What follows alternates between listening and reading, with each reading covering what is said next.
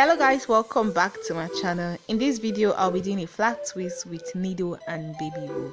But before we go into this tutorial, if you've not subscribed, kindly subscribe and turn on the notification bell. Without wasting much time, let's go straight into this tutorial. I'm using a straight needle to make this flat twist, but you can get a curved needle or a plastic needle to make yours. I will show you how I use the front part of the needle and how I use the back part of the needle to make this flat twist. So I'll start out with taking the needle through the hair twice at the very first part.